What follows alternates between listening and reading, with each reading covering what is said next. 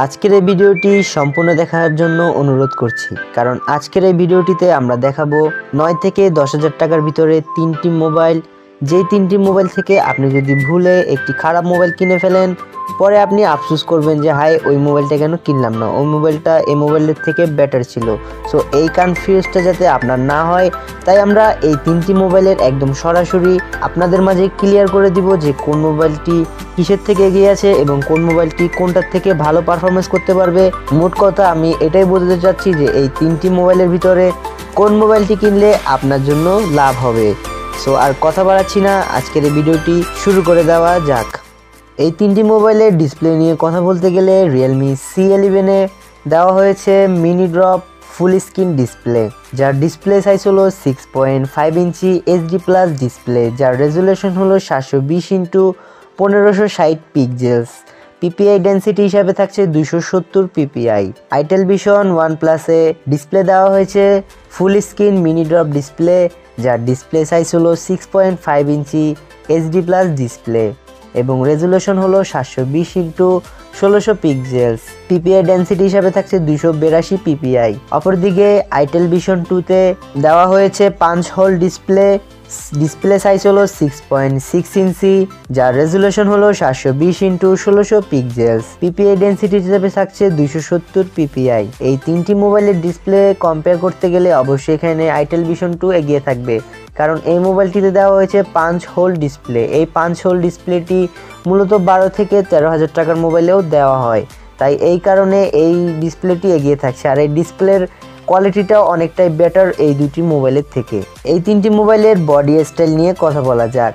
Realme C11-এ body style হয়েছে minimal notch এবং আইটেল ভিশন OnePlus-এও মিনিমাল নচ, তবে এখানে আইটেল ভিশন 2-তে 8.3 মিলিমিটার সুপার স্লিম বডি দেওয়ার কারণে এখানে আমি এগিয়ে রাখছি আইটেল ভিশন 2-কে। এই মোবাইলটির ডিজাইনটা অনেকটা সুন্দর এবং এই মোবাইলটা অনেকটা পাতলা, তাই এখানে এই মোবাইলটিকে এগিয়ে রাখা হয়েছে।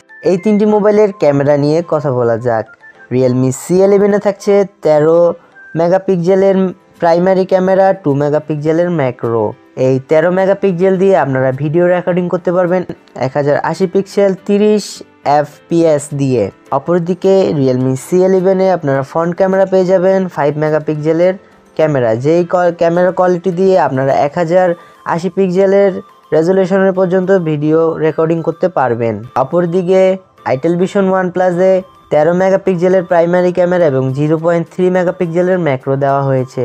এই মোবাইলটি দিয়ে ভিডিও রেকর্ডিং করা যাবে 1080 পিক্সেল 30 FPS দিয়ে এবং ফ্রন্ট ক্যামেরা হলো 8 মেগাপিক্সেল 720 পিক্সেল 30 FPS এ ভিডিও রেকর্ডিং করা যাবে। অপরদিকে ভিশন 2-তে ক্যামেরা দেওয়া হয়েছে 13 মেগাপিক্সেলের প্রাইমারি ক্যামেরা, 2 মেগাপিক্সেলের ম্যাক্রো এবং 0.3 মেগাপিক্সেলের ডিপ সেন্সর। এই মোবাইলটির এই ক্যামেরা দিয়ে ভিডিও রেকর্ডিং করা যাবে 1080 পিক্সেল 30 FPS দিয়ে।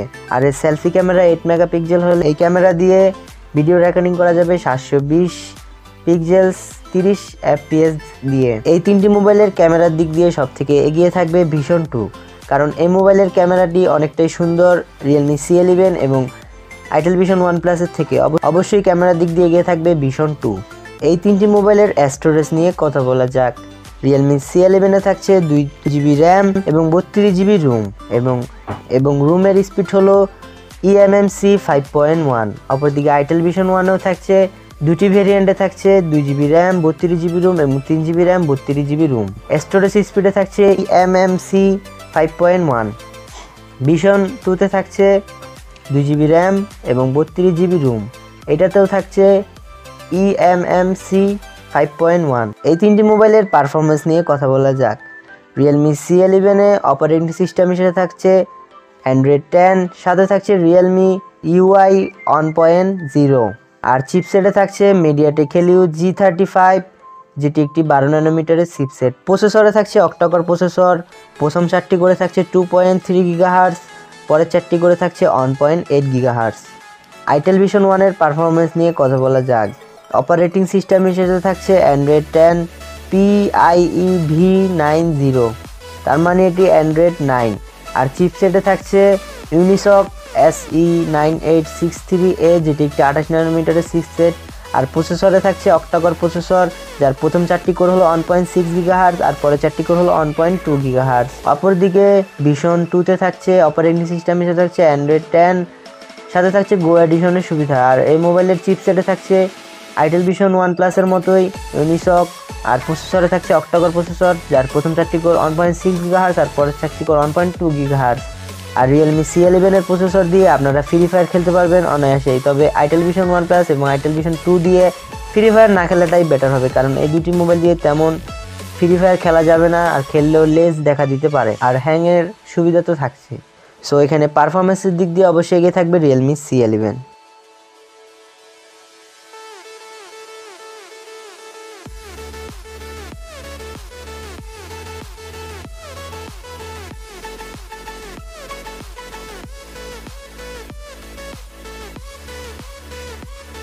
এই তিনটি মোবাইলের ফিউচার এবং প্রাইস নিয়ে কথা বলা যাক।